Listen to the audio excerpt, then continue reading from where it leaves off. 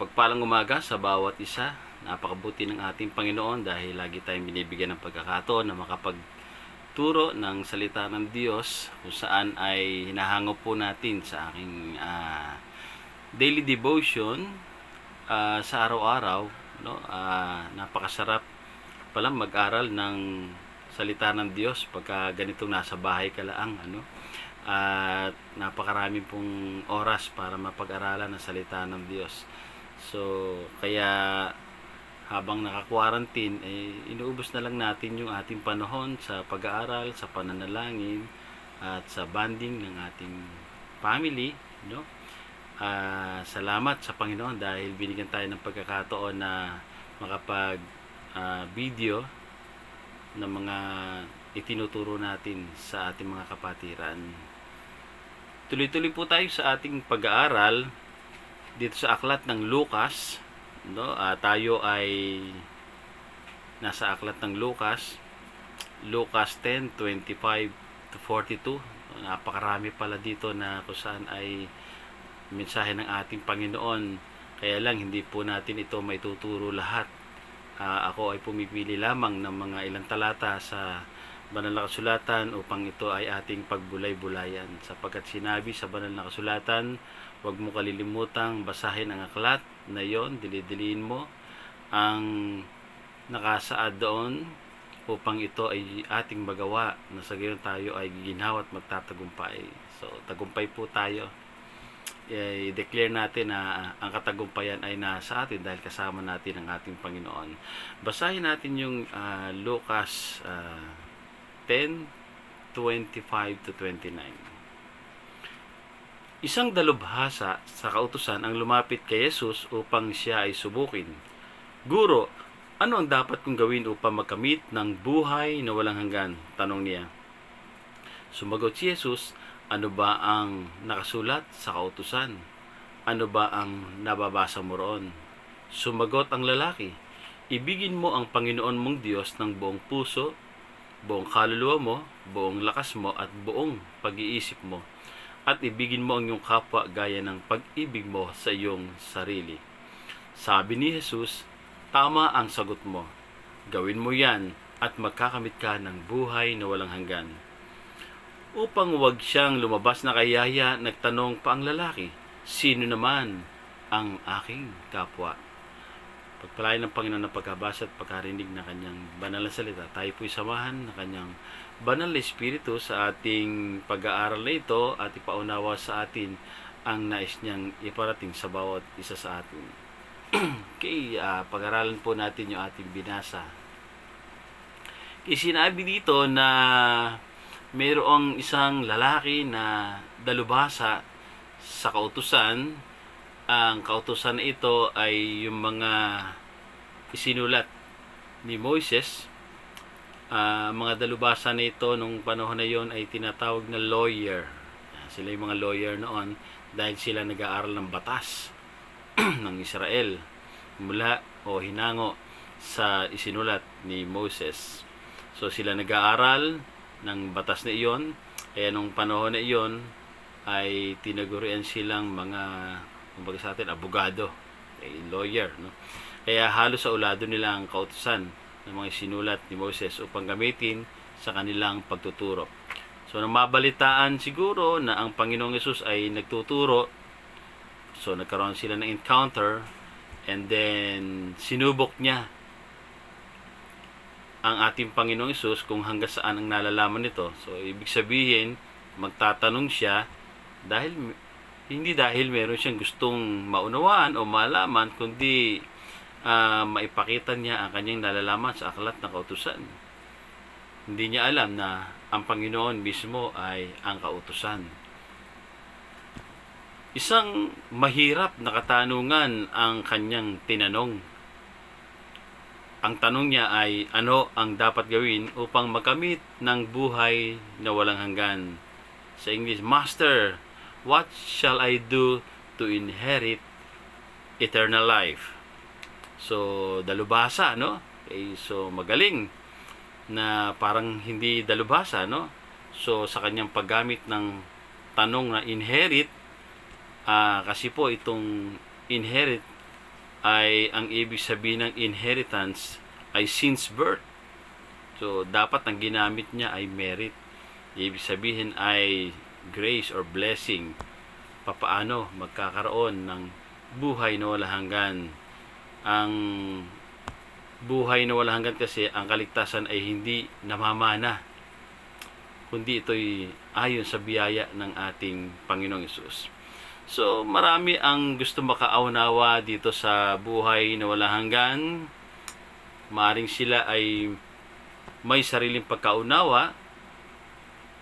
Itong lalaki na ito na nagtanong, nais siyang malaman kung ano ang itinuturo ng Panginoong Hesus tungkol dito. Subalit ang isinagot ng Panginoon ay katanungan din, ano? Sabi niya, ano ba ang sinasabi sa kasulatan? Dahil alam niya na ang kautusan lamang ang batayan at dapat panaligan sa mga ganoong katanungan. So, mayroong dapat na panuntunan sa banal na kasulatan. Doon tayo makakatagpo ng ating mga kasagutan sa lahat ng mga katanungan. Hindi pwedeng haka-haka, hindi pwedeng kuro-kuro ang ating mga isasagot sa mga katanungan dito sa mundong ito. So, kung dalubhasa sa kautusan ng lalaking ito, hindi maaring wala siyang isagot. Kaya sinabi niya ang kanyang nalalaman mula sa aklat ng Deuteronomy 6 verse 5 at sa Leviticus 19 verse 18 na sinabi ng lalaki, ang sabi sa kasulatan, ibigin mo ang Panginoon mong Diyos ng buong puso, ng buong kaluluwa, ng buong lakas, at ng buong pag-iisip, at ibigin mo ang iyong kapwa gaya ng iyong sarili. So, tama ba ang sagot ng lalaki? Ang sabi ng Panginoon, tama ka dyan. O alam naman pala bakit niya pa itinatanong? So, talagang nahuli siya na sinusubok niya lamang ang Panginoong Hesus. Kaya sabi ng Panginoon, yung nalalaman mo doon sa banal na kautusan, yung sinabi mo mula sa kautusan, maaaring alam mo lang. Pero, hindi mo naman ginagawa. Dahil alam ng Panginoon na alam niya ang kautusan, subalit taliwas naman ito sa ginagawa nila, sila ng mga dalubhasa sa kautusan. Alam nila, nasa isip nila, memorize nila ang kautusan, pero pagdating sa paggawa, ay hindi naman nakikita sa kanila. Pero ang tanong ay, kaya bang gawin ng lalaki itong kanyang nalalaman? Kung yun ang kanyang nalalaman at sinabi ng Panginoong Jesus, di gawin mo para ikaw ay magkaroon ng buhay na walang hanggan. Yung kanyang sinabi ay maaring alam niya lamang, pero sa loob niya ay hindi niya pa ito na ipapakita.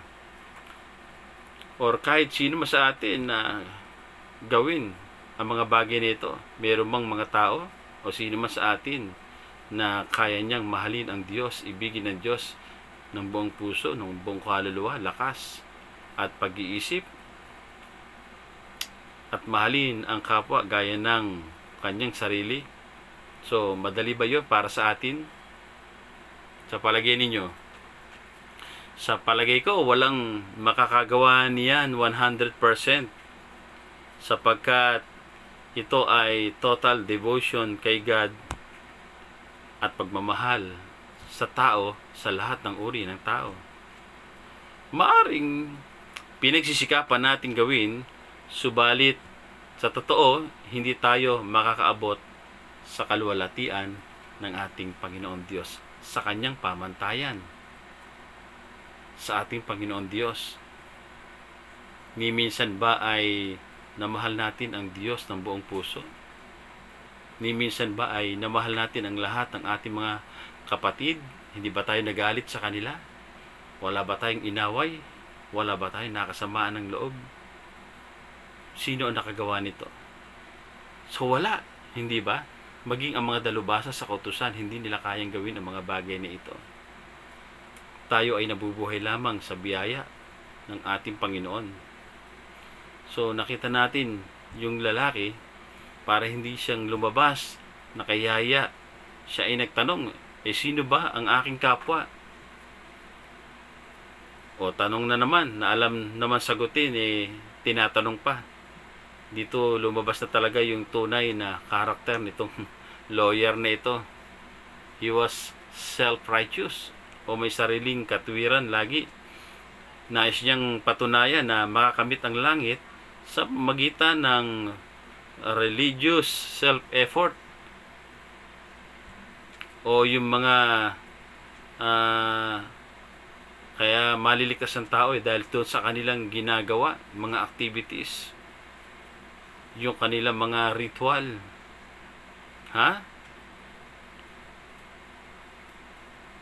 Para sa kanila, okay na yung pagiging active sa mga religious activities, pero malayo naman sa kanilang pagtulong sa ibang tao. Kaya ang sagot ng Panginoon ay idinaan niya sa isang kwento tungkol sa mabuting Samaritano. Alam ba natin yung kwento ng mabuting Samaritano? Na mayroong isang manlalakbay, at sa kanyang paglalakbay ay siya ay nakita ng isang tulisan. Siya ay binugbog, pinagnakawan, at siya nahandusay. Dumating ang punong pari. Hindi siya tinulungan, iniwasan siya. Nag-iba ng daan. Dumating ang isang Levita, nakita rin siya, pero hindi siya tinulungan. Umiwas din ng daan. Tapos nakita siya ng isang Samaritano, tinulungan siya, hinugasan ng langis at alak ang kanyang mga sugat, at inilagay sa kanyang asno at dinala sa panuluyan. At pagdating do sa panuluyan, sinabi do sa may-ari ng panuluyan, ito ang 2 denaryo. Ikaw ang bahala dito, tulungan mo siya, hayaan mo siya dyan, at kung meron pang kulang, babalik ako, babayaran ko. Ang mabuting Samaritano nito ang tumulong dito sa Hudyo na ito, o dito sa biktima na ito. Ang tanong niya ngayon doon sa lalaki na ito, sino ang nagpakita ng pakikipagkapwa tao? Sumagot siya, di yung Samaritano. Di ganoon din ang gawin mo. Gawin mo ito sa mga tao na alam mo na hindi mo kauri, hindi mo kapanalig, mga tao na kung saan ay hindi mo kilala, sa mga tao na kung saan ay nangangailangan ng pagtulong. Gawin mo ito, mabubuhay ka. So, yung kapwa natin ay yung kahit hindi naman natin kauri, marami naman yan, hindi natin ka-level, hindi natin lagi nakakasama o isang kaibigan, hindi naman natin siya kasamahan sa ating church, sa ating trabaho, o hindi natin ka-eskwela, o hindi natin kamag-anak. Yung sinasabi ng Panginoong Hesus dito na ating kapwa ay yung mga tao na walang kakayahan, nangangailangan ng tulong, na kahit hindi natin kakilala o kahit hindi natin gusto ang itsura nila, ay nasa puso natin ang pagtulong sa kanila. Binabahagi natin ang salita ng Diyos sapagkat ito'y kailangan nila. At kung meron tayong may tutulong sa mga bagay na kailangan nila, ay gumagawa tayo ng paraan sapagkat nasa puso natin ang pag-ibig ng Diyos. Ang sabi ng Panginoon sa lalaki, yung ginawang pagtulong na mabuting Samaritano sa biktima, ganoon din ang gawin mo. Dahil alam ng Panginoong Hesus na alam niya ang kautusan, subalit hindi niya naman ginagawa. Posible din ba din yun sa atin? Alam natin na sinasabi sa banal na kasulatan, pero hindi natin ginagawa. Kaya natin pinagbubulay-bulayan ang salita ng Diyos. Ano sabi? Para maganap natin, para magawa natin, para tayo magtagumpay at maipakita natin sa ating Panginoong Diyos na tayo ay tunay na mga anak ng Diyos. Ako nga, minsan, sa aking paglabas, at ako mayroong bibilin, may nakita akong 2 lalaki sa tarangkahan na kausap ng aming kapitbahay. Tinanong ko kung ano yung pakay nila. Ang sabi sa akin, ah, kamag-anak daw nila naglakad mula Dasmariñas hanggang dito sa Anabo at humihingi ng tulong sapagkat doon daw sa kanilang lugar ay halos wala daw silang makain or magbigay sa kanilang tulong. Kaya ako dali-daling bumalik sa aming bahay at ako ay kumuha ng bigas at mga delata at ito'y ibinigay ko sa kanila sapagkat nabagbag yung aking puso sa kanila na naglakad para lamang makapaghanap ng kanilang makakain. Ako naman ay hindi ko po matitiis ang mga bagay na iyon na kung anong mayroon kami, ninais ko na ipagkaloob sa kanila sapagkat ito ang nais ng Panginoon na gawin natin do sa mga tao na kung saan ay nangangailangan. Sa aking paglabas dyan, ako po'y nag-withdraw ng pera. May nakita po akong isang kakilala na nakatambay doon sa tambayan dyan sa kanto. Ako po'y tumigil sa pagmumotor at siya po'y aking kinausap. Sabi ko, kapatid, kamusta ka na? Nakapagtrabaho ka pa ba? Akala ko nga, makapagtrabaho na ako, sabi niya. Hindi pa pala. Wala na kami halos panggastos. At hindi namin alam yung aming mga kakainin pa sa susunod na araw. Kaya ako po'y umuwi, siya po'y chinat ko. Sabi ko, pumunta ka dito at ako ay merong ibibigay sa iyo na relief para kahit papaano ay makatulong sa pamilya mo. Dali-dali siyang pumunta at tuwan-tuwa na tinanggap yung aking ipinagkaloob sa kanya sapagkat ako po'y nahabag sa mga tao na ito. At ako naman ay inaalala ko rin naman ang mga kapati na sa Batangas at lagi ko silang tinatanong at kinakamusta. At kung meron naman ako may tutulong ay hindi naman ako nagdadalawang isip na magpaabot ng tulong sa kanila sa iba't ibang kaparaanan.